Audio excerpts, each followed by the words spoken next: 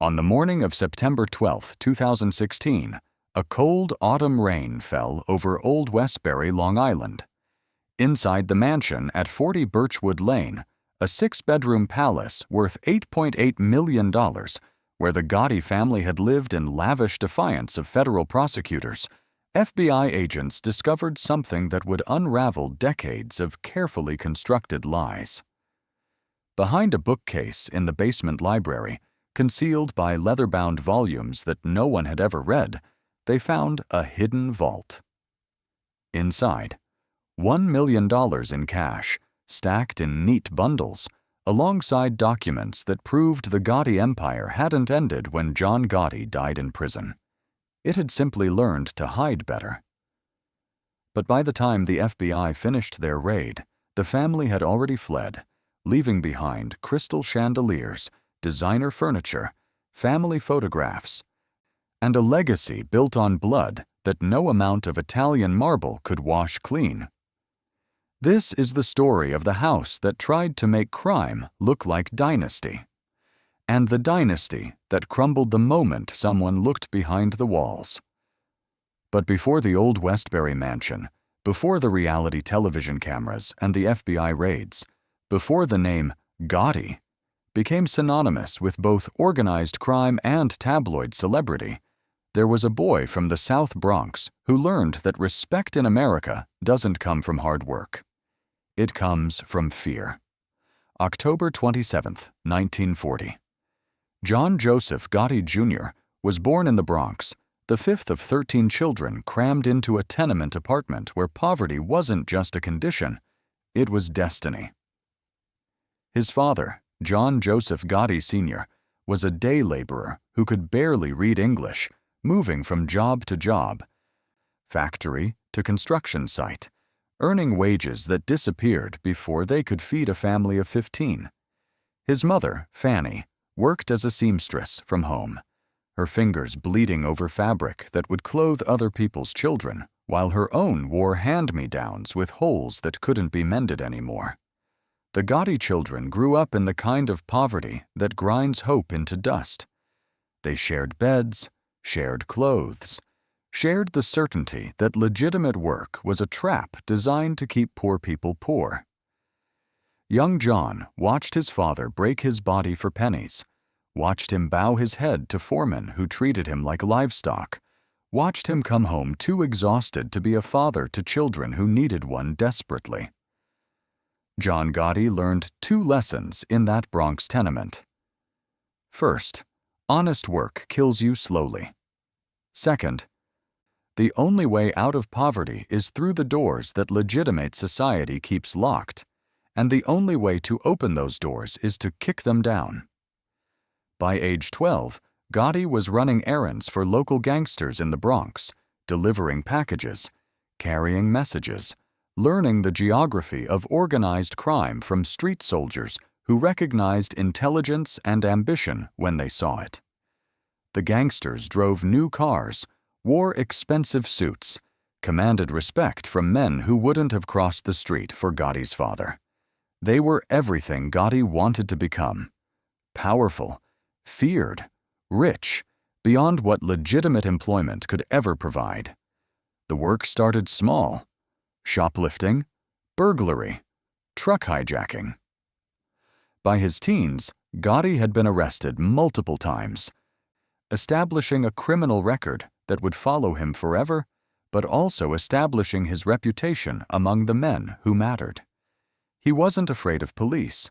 He wasn't afraid of arrest. He wasn't afraid of violence. These qualities in the world he'd chosen to inhabit were more valuable than education or morality or any legitimate skill. In 1966, at age 26, Gotti joined the Gambino crime family under the sponsorship of Carmine Fatico, a capo who ran operations out of a social club in Ozone Park, Queens.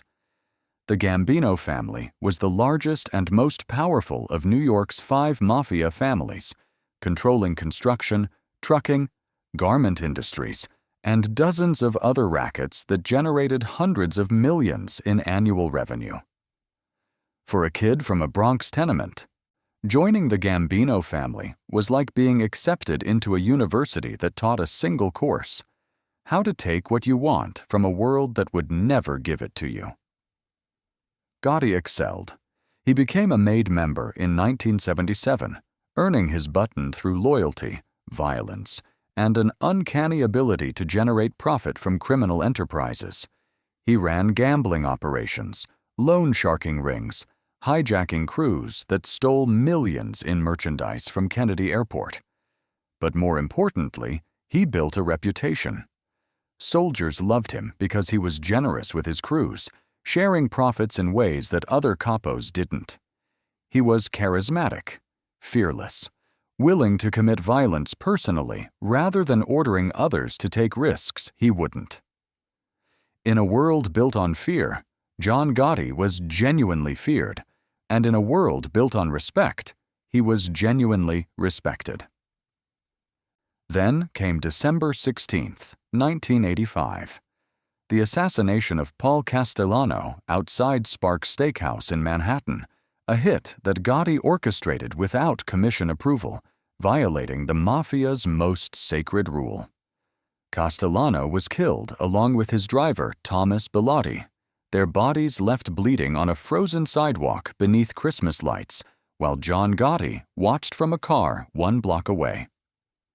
The hit made Gotti boss of the Gambino family at age 45. It also made him the most famous gangster in America, a celebrity criminal whose every court appearance was covered by news cameras, whose fashion choices were analyzed in newspapers, whose swagger and confidence made him a folk hero to people who despised organized crime but loved the image of a man who refused to bow to authority. They called him the Dapper Don because of his $3,000 tailored suits. They called him the Teflon Don because prosecutors couldn't make charges stick. 3 major trials in the 1980s resulted in acquittals, making Gotti appear invincible. But behind the celebrity and the courtroom victories, Gotti was rebuilding the Gambino family in his image, more violent, more visible, more profitable than it had been under Castellano's white-collar approach. The money flowed: construction rackets, labor union manipulation, gambling operations, loan sharking, extortion.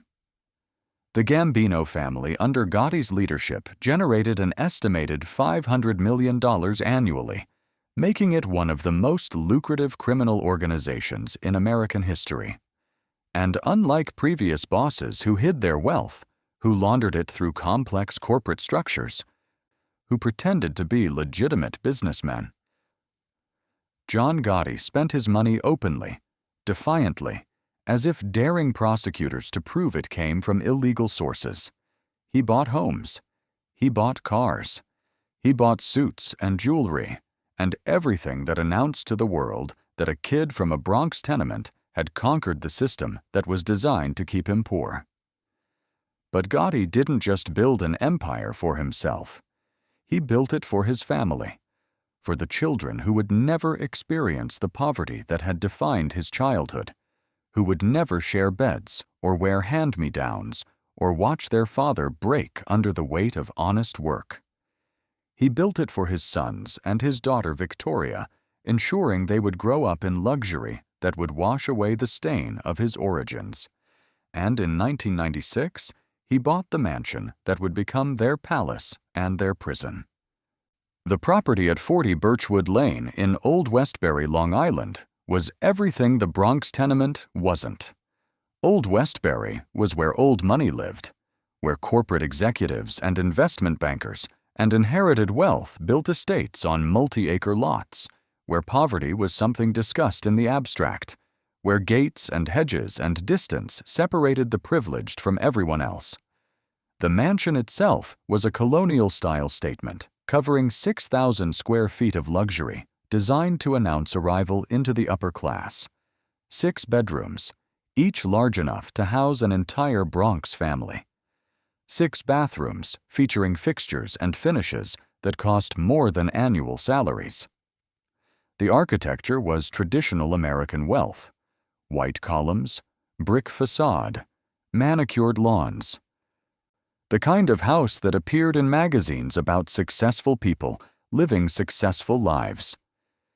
But the Gotti family wasn't interested in traditional. They wanted transformation. They wanted excess. They wanted a house that didn't just shelter them.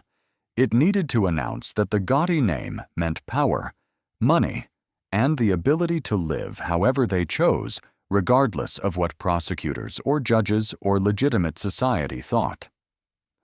The renovations began immediately. Every surface was upgraded, every room redesigned, every architectural element enhanced until the mansion became something beyond a home. It became a statement. The floors throughout the mansion were torn out and replaced with Italian marble, not domestic stone, but Carrara marble, imported at enormous expense from the same quarries that supplied Renaissance masters. The marble gleamed white and gray, reflecting light like frozen water, cool to the touch, expensive beyond reason. Every step through the house was a reminder that the Gotti family walked on stone that emperors and popes had once walked on. Crystal chandeliers were installed in every major room, not simple light fixtures, but elaborate works of art featuring thousands of hand-cut crystals that refracted light into rainbows across the marble floors. The chandeliers had been custom-ordered from European craftsmen, each one costing more than most Americans spent on cars, each one announcing that the Gotti family's taste was expensive and their budget unlimited. The furniture was all designer: Italian leather sofas, hand-carved tables, custom pieces created by craftsmen who normally worked for museums and millionaires. The living room featured seating arrangements that could accommodate 30 guests because the Gotti family entertained frequently and lavishly, hosting gatherings where business and family mixed in ways that federal prosecutors would later argue violated racketeering statutes. The kitchen was redesigned as a chef's paradise: commercial-grade appliances, custom cabinetry, countertops made from rare stone, storage for thousands of dollars worth of cookware and serving pieces. The kitchen wasn't just functional, it was theater, a stage where food could be prepared for crowds, where family gatherings could be orchestrated, where the appearance of normal domestic life could be maintained even as FBI surveillance teams photographed everyone who entered and left. Each bedroom was a suite unto itself. The master bedroom featured walk-in closets larger than most bedrooms, filled with designer clothes worth hundreds of thousands of dollars, custom built-ins, automated lighting, climate control that maintained perfect temperature regardless of season. The master bathroom featured a jacuzzi tub, a steam shower with body jets, heated marble floors, and mirrors that seemed to go on forever, reflecting luxury back at itself in an infinite regression. The mansion's centerpiece was the backyard, a sprawling entertainment space featuring an in-ground swimming pool with a separate pool house that functioned as a guest residence and party space. The pool wasn't Olympic-sized like the one in Paul Castellano's White House, but it didn't need to be. It was sized for family, for gathering, for the image of American success that the Gotti family was cultivating even as John Gotti sat in a supermax prison cell serving life without parole. The pool house contained its own kitchen, bathroom, living space, and enough room to host 20 guests comfortably.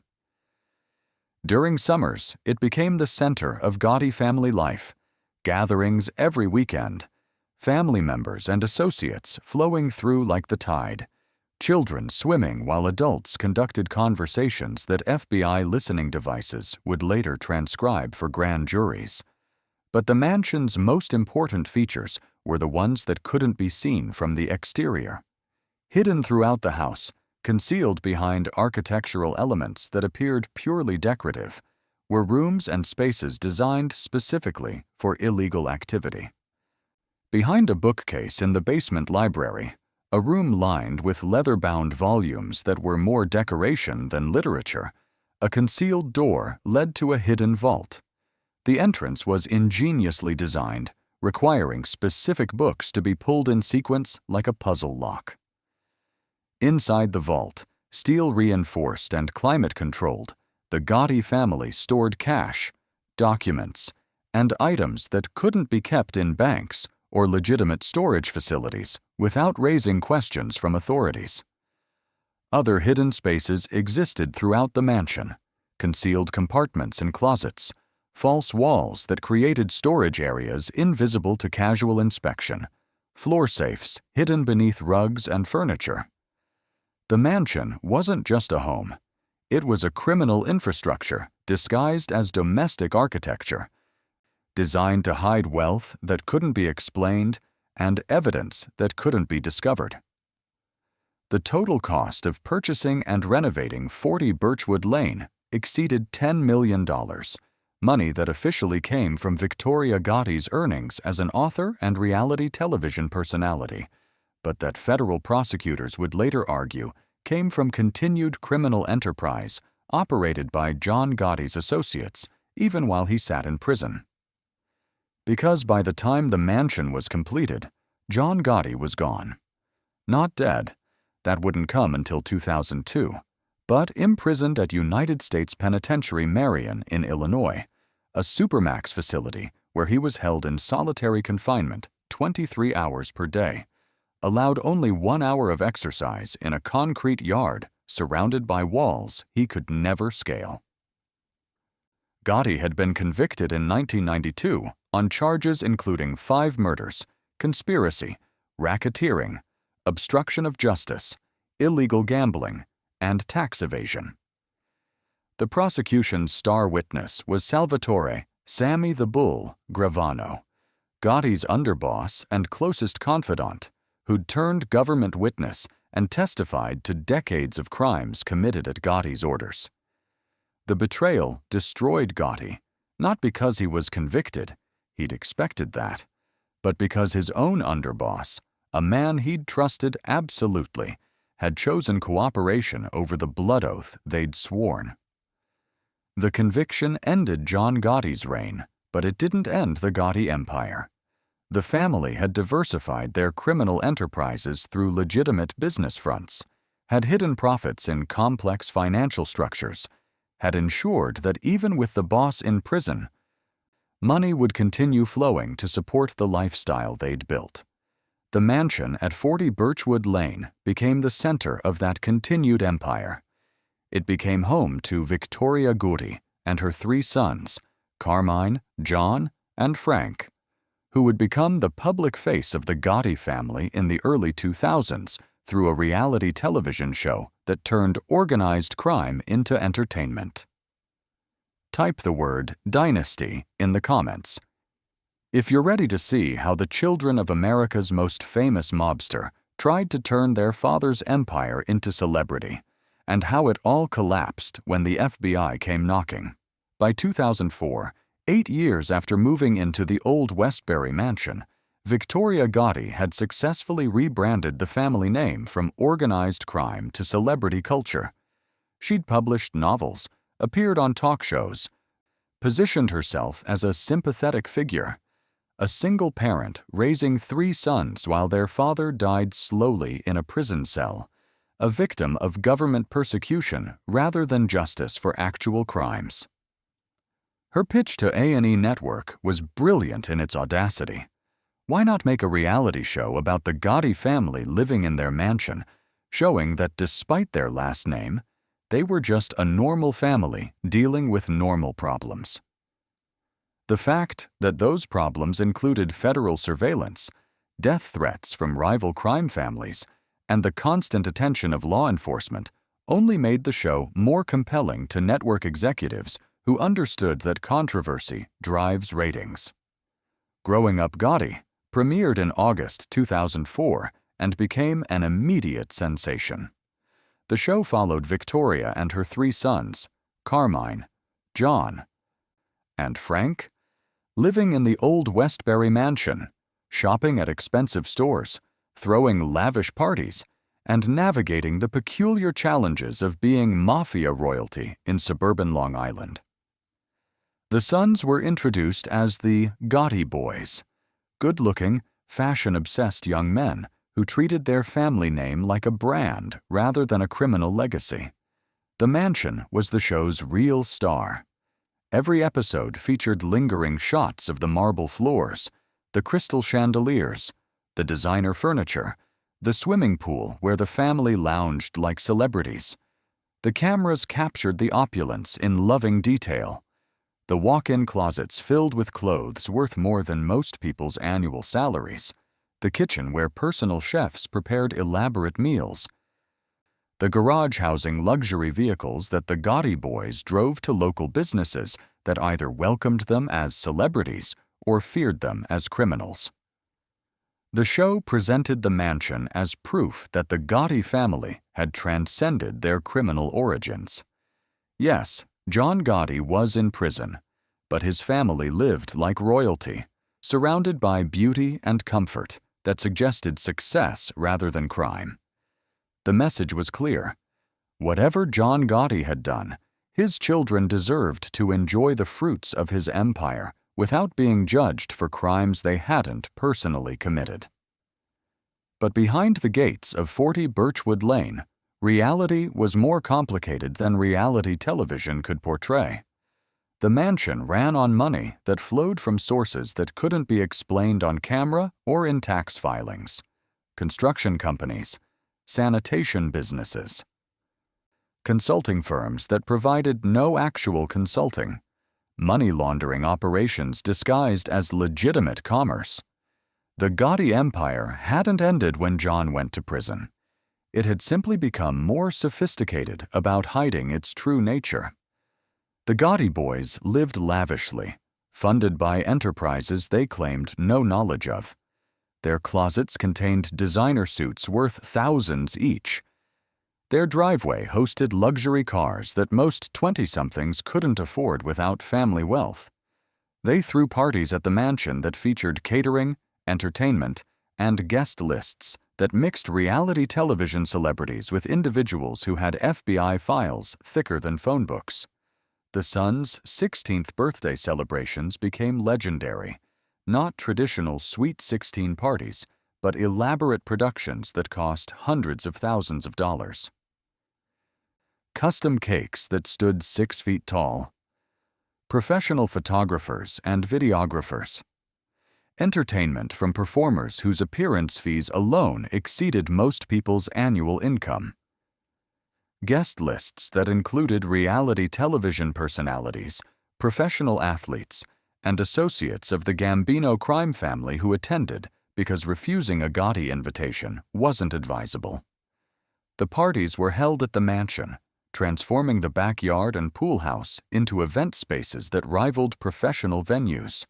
Decorations, lighting systems, sound equipment, security personnel to manage the crowds and ensure that media captured only approved images. The parties were theater, expensive theater designed to prove that the Gotti family lived without shame, without apology, without any acknowledgement that their wealth came from criminal enterprise. Growing Up Gotti ran for 3 seasons and 41 episodes before being canceled in 2005.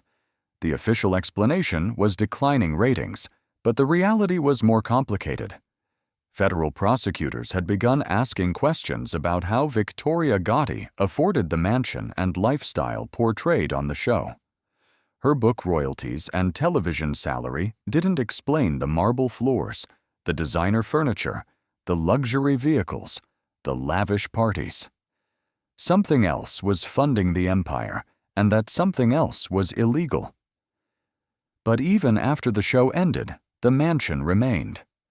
The Gotti family continued living in luxury, continued hosting gatherings, continued presenting the image of wealthy suburban normalcy despite federal surveillance that documented every visitor, every expense, every transaction that couldn't be explained through legitimate income. The mansion became a tourist attraction of sorts. True crime enthusiasts would drive past, taking photographs through the gates, hoping to catch a glimpse of the family that had turned organized crime into celebrity. The address became infamous. 40 Birchwood Lane was as famous in criminal history circles as any murder scene or mob social club, a place where the children of America's most notorious gangster lived in defiance of the justice system that had destroyed their father. Behind these walls, the Gotti family maintained the illusion of legitimacy for over a decade. They hosted family gatherings. They celebrated holidays.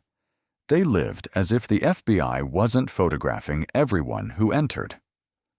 They pretended the mansion was simply a home rather than evidence in an ongoing criminal conspiracy.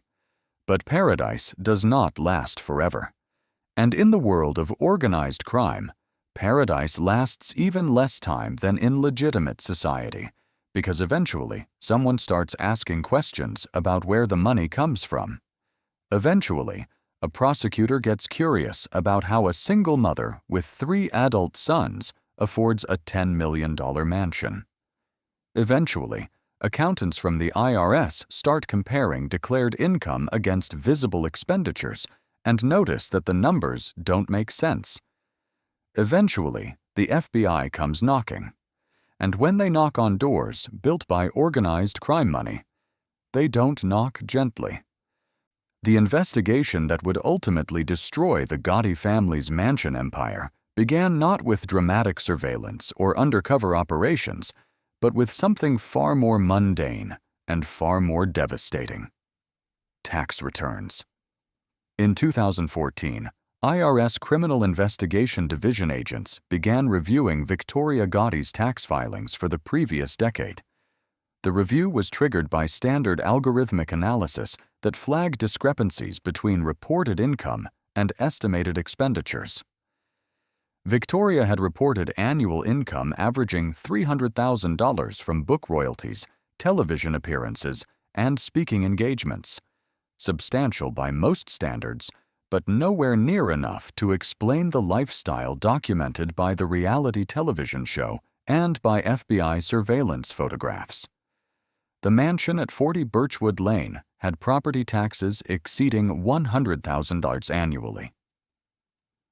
Utility costs, maintenance, staff salaries, and other expenses push the annual operating cost above $200,000 before accounting for the luxury vehicles, designer clothing, lavish parties, and other expenditures that the Gotti family displayed publicly. The mathematics didn't work. Something was funding the empire that tax returns didn't capture. IRS agents began building a case methodically, the way tax fraud cases are always built, by documenting every transaction, every purchase, every deposit and withdrawal, creating a financial map that showed money flowing from sources that couldn't be explained legally. They subpoenaed bank records, credit card statements, wire transfer documentation, purchase receipts from luxury retailers. They interviewed vendors who'd serviced the mansion, contractors who'd performed renovations, retailers who'd sold the Gotti family vehicles and furniture and jewelry worth millions. The pattern that emerged was damning. Money was flowing into accounts controlled by Victoria Gotti and her sons from shell corporations, consulting firms, and businesses that appeared legitimate on paper but couldn't explain their relationship with the Gotti family. The IRS identified at least 20 separate business entities that had made payments to the Gottis over a 10-year period, most of them related to construction, sanitation, or trucking. Industries that the Gambino crime family had controlled for decades. Federal prosecutors from the Eastern District of New York began coordinating with the IRS, building not just a tax fraud case, but a broader racketeering case that would argue the Gotti family had continued operating criminal enterprises even after John Gotti's imprisonment and death. The mansion became central to their theory. It was both evidence of unexplained wealth and the headquarters from which continued criminal activity was coordinated. By September 2016, prosecutors had enough evidence to request search warrants.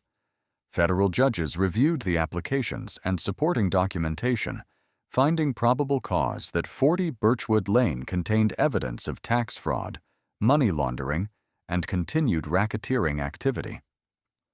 The warrants were signed, sealed, and delivered to FBI field agents, who began planning the raid with military precision. The morning of September 12, 2016, dawned cold and gray over Old Westbury.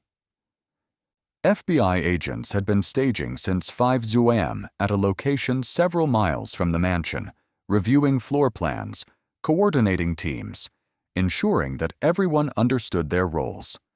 The raid would involve over 30 agents, some to secure the perimeter and prevent escape, others to enter the mansion and execute the search warrant, specialists to identify and secure evidence, forensic accountants to analyze financial documents. At 6:47 a.m., as the first light broke over Long Island, FBI vehicles approached 40 Birchwood Lane. The lead vehicle stopped at the gates while agents verified the address against the warrant. Then, rather than waiting for someone inside to grant access, agents used hydraulic tools to force the gates open, the metal screaming in protest as it bent under pressure that wouldn't be denied. The FBI convoy moved up the driveway toward the mansion entrance, agents emerging from vehicles with weapons drawn, wearing tactical gear, moving with the coordination of professionals who'd executed hundreds of similar operations. The raid wasn't subtle. It was meant to overwhelm, to prevent resistance, to announce that the investigation had moved beyond surveillance into active prosecution. Agents approached the mansion's front entrance and rang the doorbell, a courtesy that protocol required, even though they had authority to force entry if necessary. Seconds passed. A minute. Then the door opened, revealing a member of the household staff who appeared shocked to see armed federal agents standing on the marble entrance steps. The lead agent identified himself, displayed the search warrant, and informed the staff member that the FBI was entering the premises to execute a federal warrant. The household staff was instructed to gather in a single room where they would be detained, not arrested, but held, while agents secured the property and ensured no evidence was destroyed. Then the FBI entered the mansion that had been built with blood money and maintained through criminal enterprise disguised as legitimate income. And what they found over the next 14 hours would be detailed in court filings, described in news reports, and whispered about in organized crime circles as proof that the Gotti empire had never really ended. It had just learned to hide better. The agents began systematically searching every room, photographing everything before moving or touching items, documenting the mansion's contents with the thoroughness that federal prosecutions require. The first-floor living areas contained exactly what the reality television show had portrayed: designer furniture, crystal chandeliers, artwork worth tens of thousands of dollars. But the show hadn't captured the sheer volume of luxury that filled every closet, every drawer, every storage space. In Victoria Gotti's bedroom closet, agents found over 200 pairs of designer shoes, Manolo Blahnik, Jimmy Choo, Christian Louboutin, each pair worth $500 to $2,500, representing a total value exceeding $150,000. The closet contained designer handbags from Hermes, Chanel, and Louis Vuitton, some worth $10,000 individually. Designer clothing filled the space: Versace, Gucci, Dolce & Gabbana, garments that together represented hundreds of thousands in expenditures that tax returns couldn't explain. The sons' bedrooms contained similar excesses: custom suits, designer sneakers, watches worth tens of thousands of dollars, jewelry that ranged from expensive to obscene. One bedroom closet contained 17 leather jackets, each worth over $2,000. Another contained a watch collection that included Rolexes, Patek Philippe, and Audemar's Piguets, worth a combined $300,000. But the luxury items, while evidence of unexplained wealth, weren't the primary target. The FBI was searching for documents, financial records, anything that would prove the Gotti family's wealth came from illegal sources, and they found it in the basement. The basement of 40 Birchwood Lane had been finished as an entertainment space and library, wood paneling, built-in bookshelves, a bar area, comfortable seating. The room appeared innocuous, a wealthy family's recreation space. But FBI agents, trained to recognize architectural anomalies that might conceal hidden spaces, noticed something odd about one of the bookcases. The bookcase was built in, floor to ceiling, filled with leather-bound volumes. But the dimensions were wrong. The wall behind the bookcase was thicker than the walls on either side, suggesting additional space that architectural plans didn't show. Agents began examining the bookcase more closely, pulling books, looking for hinges or latches, searching for the mechanism that would reveal what they suspected was hidden behind. An agent pulled a leather-bound copy of The Godfather, ironic choice for a concealment mechanism, and heard a click. Then another book, this one a biography of Lucky Luciano. Another click. The bookcase, which had appeared to be a fixed installation, shifted slightly, revealing that it was actually a door mounted on concealed hinges. Behind the bookcase lay a hidden room, approximately 12 feet by 8 feet. A climate-controlled vault with steel-reinforced walls and a security door that required a combination to open from the inside. The door had been left unlocked, suggesting someone had been using the space recently and hadn't expected FBI agents to find it. Inside the vault, agents found what prosecutors would later describe as compelling evidence of ongoing criminal enterprise. Metal shelving units lined the walls, containing bankers' boxes filled with documents, and on one shelf, stacked in neat bundles and secured with rubber bands, was approximately $1 million in cash, 20s, 50s, and hundreds, the denominations that organized crime uses because they're common enough not to attract attention, but valuable enough to be worth transporting. The cash alone was devastating evidence. Legitimate income gets deposited in banks. Hidden cash suggests illegal sources, gambling profits, extortion payments, loan sharking proceeds, drug money, or the hundreds of other revenue streams that organized crime generates but can't report to the IRS without triggering prosecution. But the documents were even more damaging. The boxes contained financial records for shell corporations, payment ledgers that tracked money flowing from construction companies to individuals whose names appeared in FBI organized crime databases, contracts for consulting services that couldn't be explained, and wire transfer records showing money moving through banks in ways designed to obscure its origins.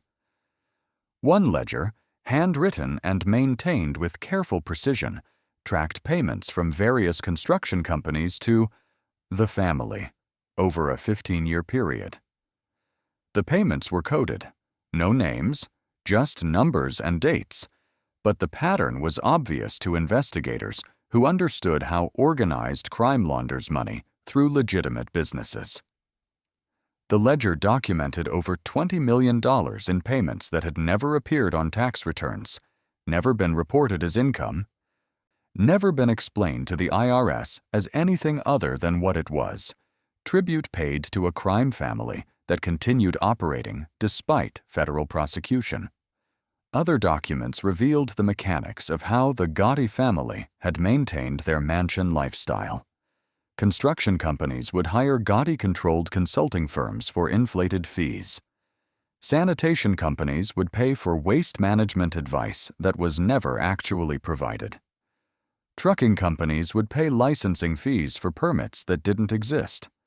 The money would flow through multiple corporate entities, being laundered at each stage, before ultimately reaching accounts that Victoria Gotti and her sons controlled. The FBI seized everything: the cash, the documents, the designer clothing and jewelry and watches, the furniture, the artwork. Everything that represented unexplained wealth or could serve as evidence in federal prosecution. They photographed the mansion room by room, documenting the luxury that tax fraud had purchased. They interviewed household staff, none of whom could explain where the money came from, but all of whom could testify to the lifestyle it funded. The raid lasted 14 hours. By 9:00 p.m., as darkness settled over Old Westbury, FBI vehicles began departing 40 Birchwood Lane, carrying boxes of evidence that would be analyzed by forensic accountants, reviewed by federal prosecutors, and eventually presented to grand juries that would issue indictments for tax fraud, money laundering, and continued racketeering activity. But something strange happened after the FBI departed. The Gotti family never returned to the mansion. Victoria Gotti and her sons, who'd been staying elsewhere when the raid occurred, simply abandoned 40 Birchwood Lane. They never came back for their belongings, never retrieved the family photographs that still hung on walls, never collected the designer clothing that filled closets. They walked away from the mansion that had defined their public image for 2 decades, leaving it as if fleeing a house fire with only the clothes on their backs. The abandonment was strategic. Returning to the mansion meant facing media cameras documenting their humiliation. It meant acknowledging that the FBI had found the hidden vault, had seized the cash, had discovered the evidence that their entire lifestyle was built on criminal proceeds. It meant admitting what prosecutors had been arguing for years, that the Gotti empire hadn't ended with John Gotti's imprisonment. It had simply continued under different management. So they left. And the mansion at 40 Birchwood Lane became something unprecedented in the history of organized crime real estate. An abandoned palace, a monument to wealth that could no longer be claimed, a fortress that had failed to protect the family it had housed. Share this video with someone who needs to understand that fortresses built with blood money can never truly protect those inside. They need to see what happens when the FBI stops watching and starts taking. The months following the FBI raid transformed 40 Birchwood Lane from family home to decaying monument. With the Gotti family gone and no one maintaining the property, the mansion began its slow descent into ruin. The property quickly became infamous in urban exploration communities. The address spread through social media, Reddit threads, YouTube urbex channels, Instagram accounts dedicated to abandoned places. Explorers began infiltrating the property, documenting what they found, posting photographs and videos that revealed how quickly wealth decays when no one's maintaining it. The first explorers who breached the property in late 2016 found the mansion almost exactly as the FBI had left it. Family photographs still hung on walls: John Gotti in better days, Victoria with her sons, family gatherings at the pool. Designer clothing remained in closets, though the most expensive pieces had been seized as evidence. Furniture sat in living rooms as if the family might return at any moment. But time moves quickly in abandoned spaces. Windows broken during the FBI raid remained unrepaired, allowing rain and winter weather to enter. Water damage spread across marble floors that had once gleamed like mirrors. The crystal chandeliers, no longer cleaned and maintained, accumulated dust that dimmed their sparkle. Designer furniture absorbed moisture and began to mildew, expensive fabric rotting from the inside. Vandalism followed exploration. Graffiti appeared on walls that had cost thousands to finish. Tags and messages about the Gotti family, crude commentary about their fall, street art that claimed territory from organized crime. Copper piping was stripped from bathrooms and kitchens by thieves who could sell the metal for scrap, leaving water damage that spread like cancer through the mansion's structure. The swimming pool, once the centerpiece of family gatherings and reality television filming, became a stagnant pond. Algae turned the water green, then black. Leaves and debris accumulated on the surface. The pool equipment, expensive and sophisticated, was vandalized or stolen, making restoration impossible without complete replacement. By 2017, less than a year after the FBI raid, the mansion was barely recognizable as the luxury residence that had appeared on television. Broken windows, water damage, mold spreading through rooms where air circulation had stopped. The marble floors, once immaculate, were covered in dirt, leaves, and the debris that accumulates in abandoned buildings. The crystal chandeliers hung crooked, some missing crystals that had been stolen as souvenirs by trespassers who wanted a piece of Mafia history. Urban explorers posted video walkthroughs documenting the decay, their footage going viral in true crime communities fascinated by the mansion's transformation. The videos showed family bedrooms with clothing still hanging in closets, master bathrooms with toiletries still arranged on counters, a kitchen where dishes remained in cabinets, a frozen moment when the Gotti family had fled and never returned. The basement vault where the FBI had found $1 million stood open, its security door torn from hinges by vandals searching for hidden wealth that no longer existed. The bookcase that had concealed the entrance hung at an angle, its hinges damaged, its leather-bound volumes scattered across the floor where they'd been thrown by explorers looking for more hidden spaces. The property became a destination for YouTubers, Instagram influencers, and true crime enthusiasts who treated the mansion like a museum of organized crime's fall. They posed for photographs in rooms where the Gotti boys had filmed reality television episodes. They explored closets that had held hundreds of thousands in designer clothing. They swam in the fetid pool where family gatherings had once celebrated the Gotti legacy. Old Westbury neighbors complained to local authorities about the trespassing, the vandalism, the constant stream of vehicles parking near the property as explorers planned their infiltrations. But without an owner willing to secure the property or pay for its maintenance, police could only issue citations to trespassers they caught. And most explorers were careful, entering at night, avoiding confrontation, documenting their adventures, and disappearing before authorities arrived. Meanwhile, federal prosecutors were building their case against Victoria Gotti and her sons.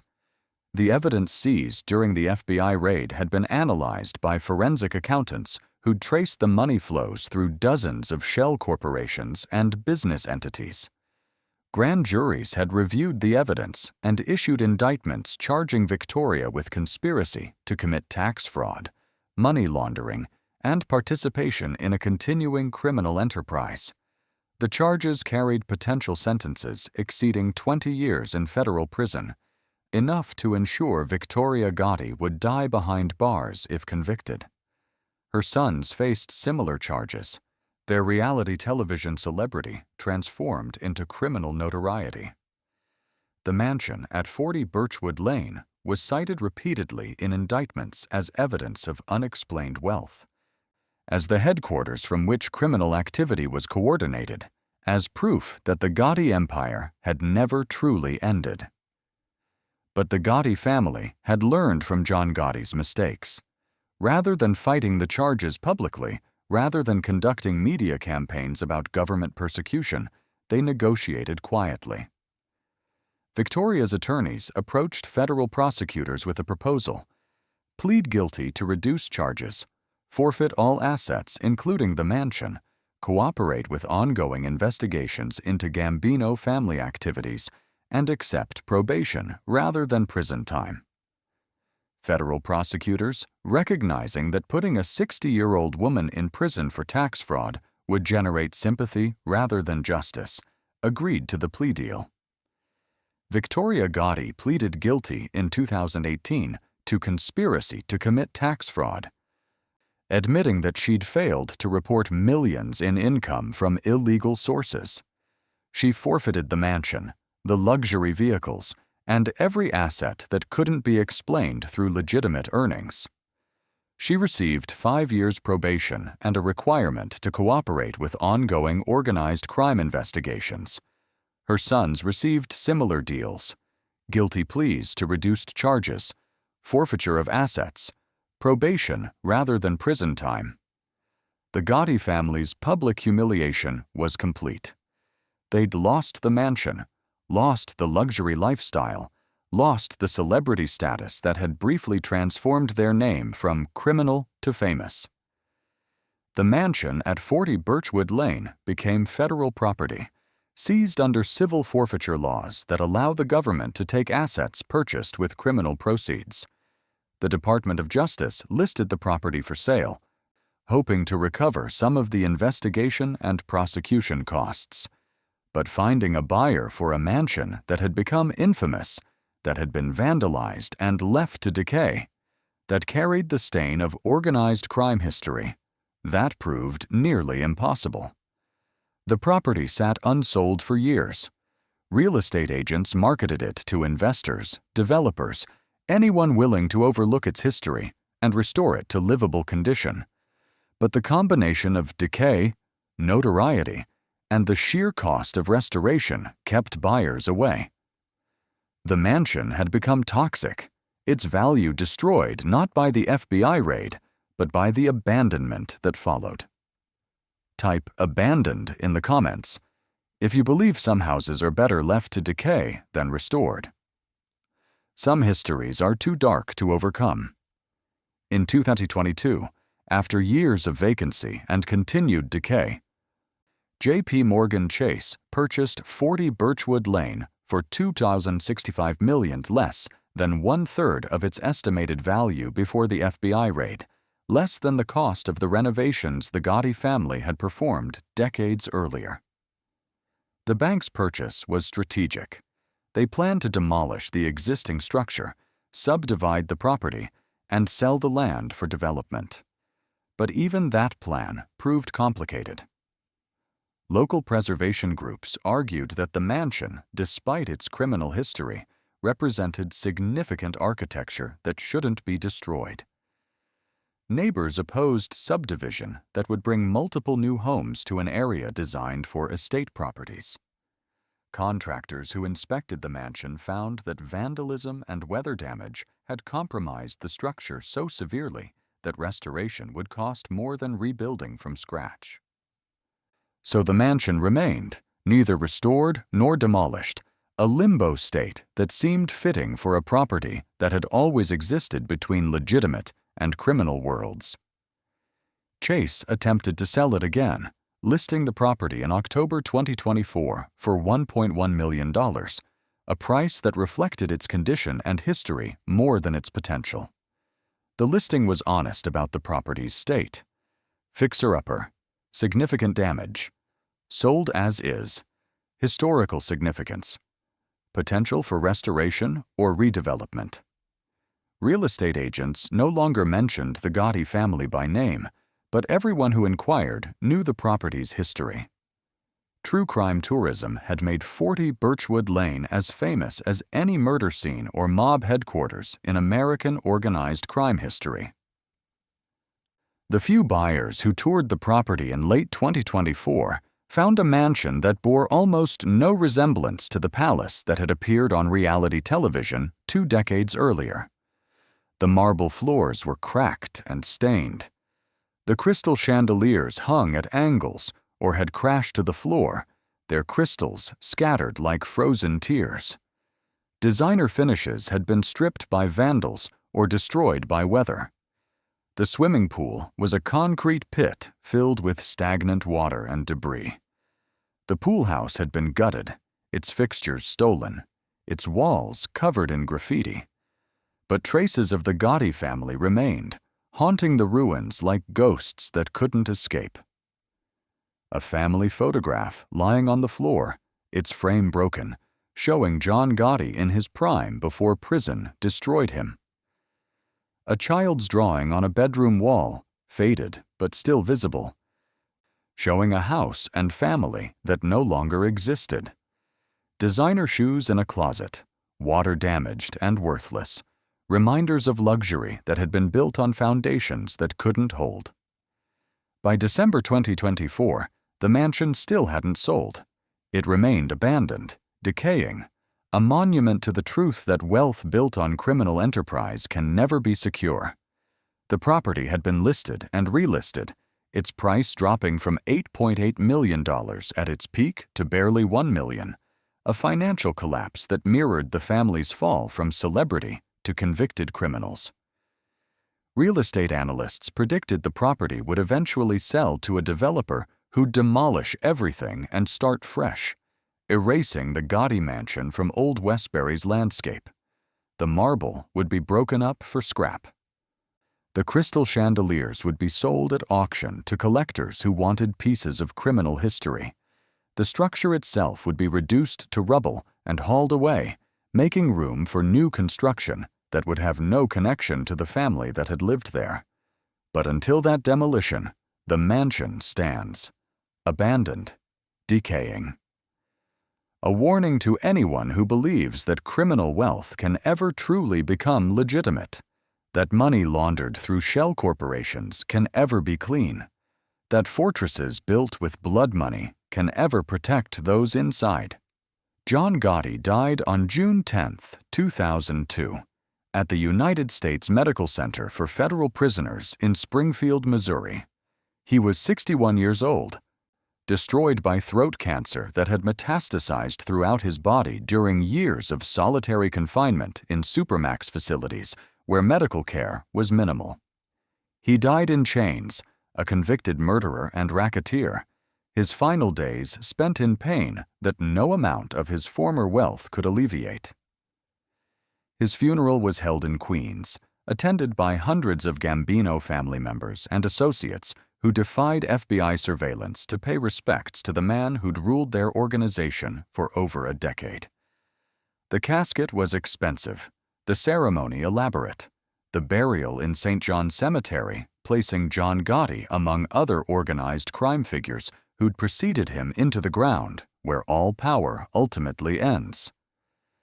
Victoria Gotti and her sons attended the funeral, still living in the Old Westbury mansion at that time, still maintaining the illusion that their lifestyle was legitimate.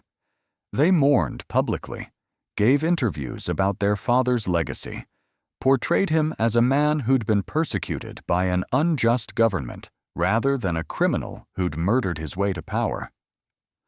But John Gotti's real legacy wasn't in their memories or in the mansion they'd inhabited. His legacy was in the certainty that organized crime, no matter how powerful or wealthy, ultimately destroys everything it touches: the criminals themselves, their families, their assets, their names.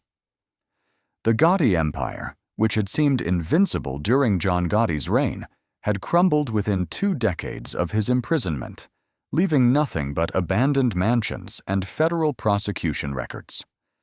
The mansion at 40 Birchwood Lane stands today as physical proof of that truth. It's a monument not to the Gotti family's power, but to their fall, not to their wealth, but to its erasure, not to their legacy, but to its destruction. Everything they built, everything they bought, everything they possessed, all of it is gone, seized by the government, sold at auction, left to decay in an abandoned mansion that no one wants. And what remains? Family photographs scattered on water-damaged floors, designer clothing rotting in closets, crystal chandeliers hanging crooked in empty rooms, a swimming pool filled with stagnant water, a hidden vault that once held $1 million in cash but now stands empty, its door torn from hinges, its secrets exposed to anyone brave enough or foolish enough to trespass. The mansion will be demolished eventually. The marble will be broken. The crystal will be sold. The structure will be reduced to rubble. And when the demolition is complete, when every trace of the Gotti family has been erased from the Old Westbury landscape, What will remain is the question that every criminal empire should consider, but never does. What was it all for? What was the point of the marble floors and designer clothes and luxury vehicles if they'd be seized by the government? What was the point of the hidden vault and shell corporations and money laundering if federal prosecutors would ultimately discover everything? What was the point of building a mansion that would be abandoned, vandalized, and left to decay within a decade of the FBI raid? John Gotti built his empire to escape the Bronx poverty that had crushed his father. But in escaping poverty, he built something worse. A criminal dynasty that would destroy his children's lives, that would turn his family name into a synonym for organized crime, that would ensure his grandchildren would grow up defined not by their own achievements, but by their grandfather's murders. The mansion at 40 Birchwood Lane is the physical manifestation of that failure. It's a palace that became a prison, a sanctuary that became a crime scene, a monument to wealth that became evidence of criminal enterprise. It stands abandoned because no one wants to live in the ruins of someone else's dreams, especially when those dreams were built on blood and maintained through lies. If this story moved you, leave a comment below. Is it possible to build legitimate wealth from criminal foundations, or does crime contaminate everything it touches across generations? Can the children of criminals ever truly escape their parents' legacy?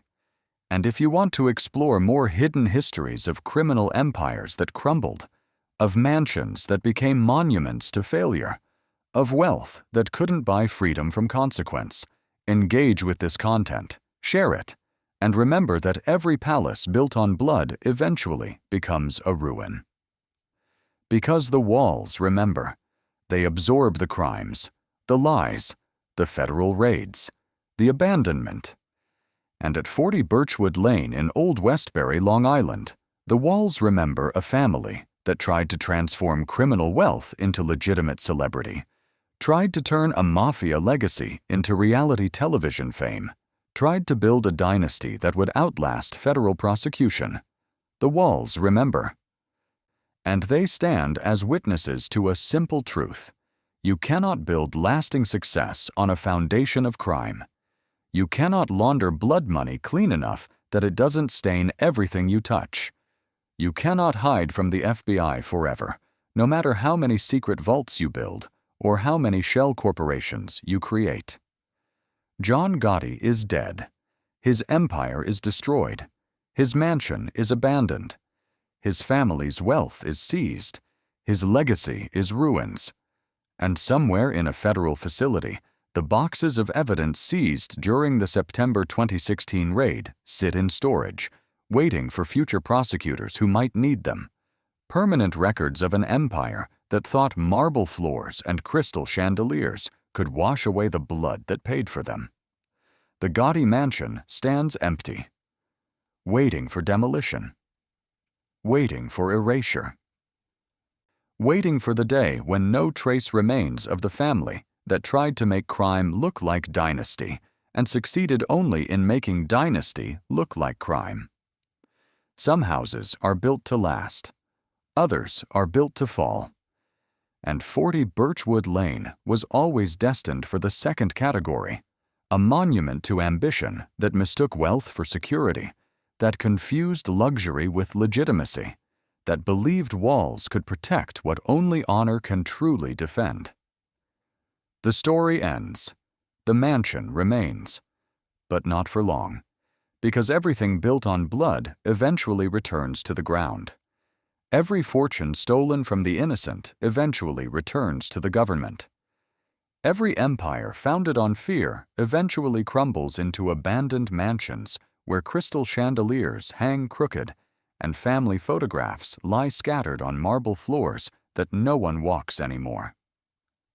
The Gotti dynasty is over. The mansion is dying.